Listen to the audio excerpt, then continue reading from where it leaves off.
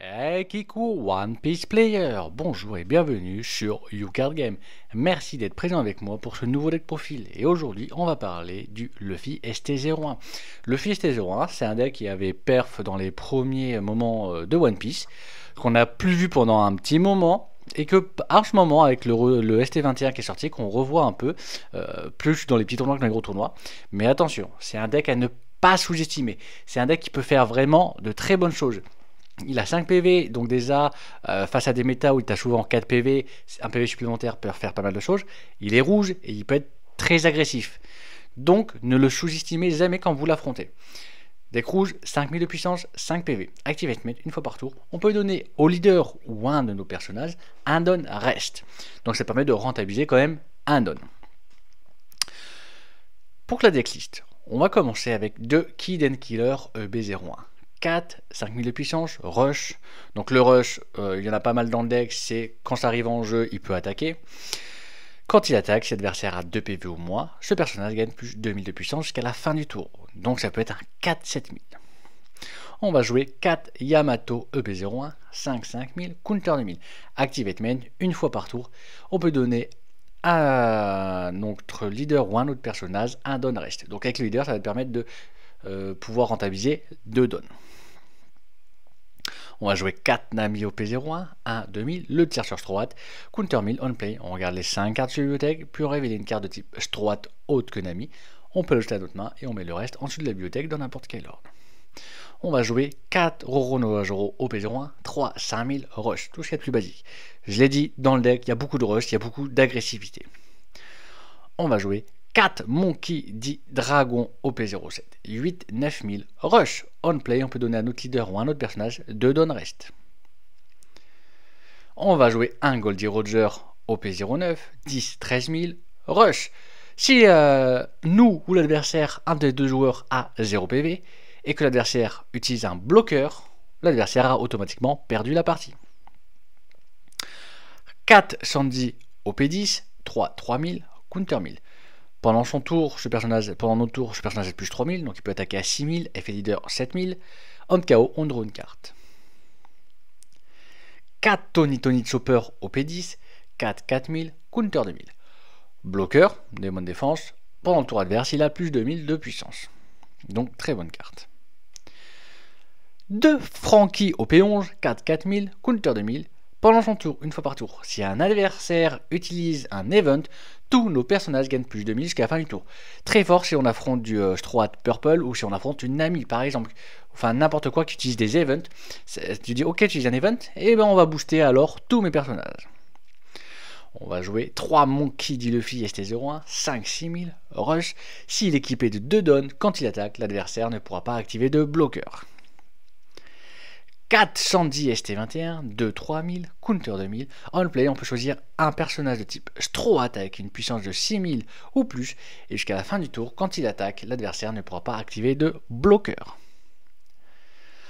On va jouer 4 Monkey D. Luffy ST21, 5 6000, rush. Quand il attaque, on peut donner à notre leader ou à un autre personnage un don reste. 4 Roronoa Joro ST21, 4 5000, don x2.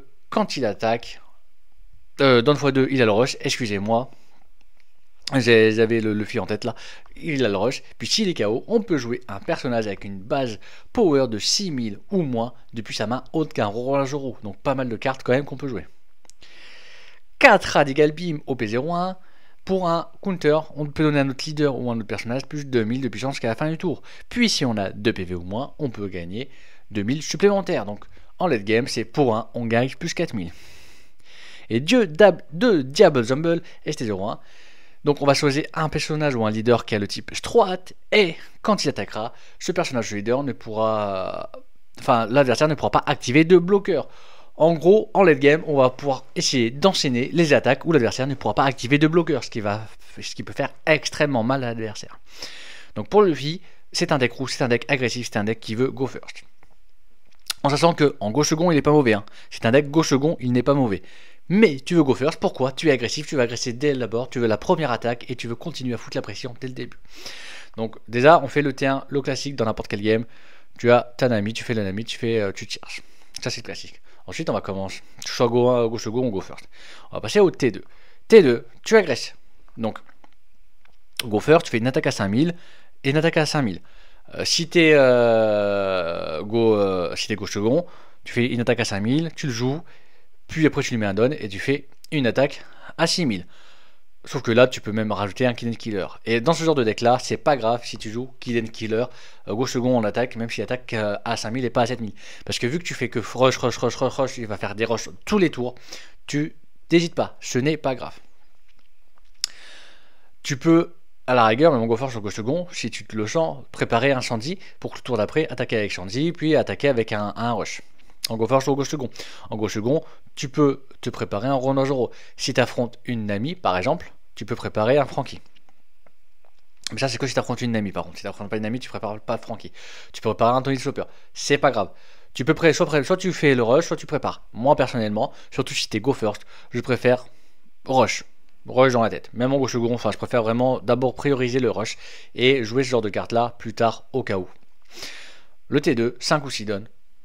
Tu continues, t'attaques avec le leader, enfin t'attaques d'abord avec le personnage que t'as joué, soit par exemple Go First, Joro ou Kill and Killer si t'as été Go First ou Go Second, puis t'attaques avec le leader, et après c'est simple, t'es en Go First, t'hésites pas à jouer un Joro, effet du leader, tu mets un don, tu mets un autre don, il a le rush, tu attaques, donc tu as une attaque à 7000, en Go First t'hésites pas à attaquer avec ce Luffy là, tu fais effet du leader, tu lui passes à 7000, et quand il attaque ce Luffy, tu lui mets le don à l'humaine, il attaque à 8000. Ou tu attaques avec lui, tu fais effet du leader pour faire une attaque à 7000. Enfin, tu continues, tu rush. Et en fait, je trouve que le but c'est vraiment que tu vas faire que du rush à chaque tour, parce que le T4, 7 ou 8 don, c'est pareil. Tu continues, tu vas jouer un Luffy, ou un Joro avec le rush, ou ce jeu-là, ou un Kill and Killer. Tu continues d'agresser. Sauf que si t'es go second, là tu peux te permettre de jouer un dragon. Mais ça, c'est pas grave de pouvoir le jouer en go second à 8 don ou en go first à 9 don. Il y a aucune. C'est pas grave. Tu vas juste enchaîner les rushs. Si on te le KO, bah, c'est pas grave. Tu vas jouer un Kill and Killer. En sachant que en go second, tu peux même jouer par exemple ce Luffy là et jouer un Shandy et faire effet du leader pour le mettre. Et en plus, si lui tu l'as déjà en jeu, même par exemple, t'es go first à 7 don et que tu as par exemple lui en jeu, tu peux clairement jouer ce Joro là. Jouer cette Shandy là, t'attaques avec lui, tu fais effet, tu lui mets un don, puis après tu fais effet, tu lui mets un don, tu attaques avec lui, puis après tu attaques avec le leader, enfin tu n'hésites pas, franchement le but c'est de le rush, et en fait tu vas continuer à enchaîner jusqu'à que l'adversaire soit clairement en PLS, soit vraiment pas bien, qu'il a 1 PV, 0 PV, et une fois que tu as 1 PV ou 0 PV, qu'il a 0 PV, même si tu as 1 PV que l'adversaire a 1 PV, tu sais que tu es bien en main. Tu sais que t'es bien, hein. Tu n'hésites pas à jouer un Goldie Roger. Tu fais tes agressions, tes rushs, puis tu joues un Goldie Roger et tu attaques. Tu attaques à 13 000 ou tu fais l'effet leader pour attaquer à 14 000. Franchement, tu t'en fous, tu rushes. Le but c'est vraiment que quand l'adversaire il a 0 PV, tu es soit le Goldie Roger pour essayer de le finir qu'il a full blocker, soit, bah c'est simple. Tu fais des Diable Jumble sur ton leader et tu fais une grosse attaque à 14 000. Ou tu peux faire le Shandy là aussi, pour faire le Shandy et le mettre sur lui et faire une grosse attaque avec lui. Ou juste mettre tous tes dons sur celui là et faire une grosse attaque à 16 000 imbloquable. Franchement, le but c'est vraiment ça. Donc à chaque tour, tu le penses avec ce Luffy. Le board, tu t'en fous, clairement. Tu veux attaquer. Alors, je dis t'en fous, ça peut arriver dans certaines situations où tu vas essayer de gérer le board, même un Goldie Roger, tu vas essayer de le jouer pour gérer un body adverse, un gros body, parce que bon, c'est un peu sous tension, ou même avec un Monkey Dragon. Je dis pas de jamais gérer le board, mais dis-toi que la priorité de ces decks là, c'est tu go first, tu agresses l'adversaire, tu attaques, tu lui mets la pression. Parce que plus l'adversaire aura de pression, plus il va se sentir en danger, plus il va se dire ok, il faut que je me mette en défense. Donc il y aura peut-être aussi des mauvais moves, des mauvais trucs. Il faut jouer aussi un peu avec la psychologie. Et de ce fait-là, tu continues à agresser. Et toi, tu es en mode défense. Et tu prends ton air confiant, tu dis ok, moi j'ai là, j'ai agressé, c'est agressé. Ok, on a 10 donnes.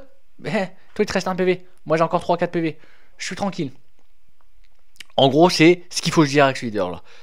Donc, c'est un leader qui fait des choses qui n'est vraiment, il ne faut pas sous-estimer ce leader. Clairement. Donc dites-moi en commentaire si vous l'avez joué, si vous voulez le jouer, si vous avez aimé le jouer, que vous avez aimé l'affronter ou pas du tout aimé le jouer, pas du tout aimé l'affronter. N'hésitez pas à tout me dire dans toute la vidéo en commentaire. N'hésitez pas à faire un petit pouce bleu, ça fait toujours plaisir, et de vous abonner. En tout cas, moi je vous remercie fortement de m'avoir regardé et je vous souhaite une agréable journée.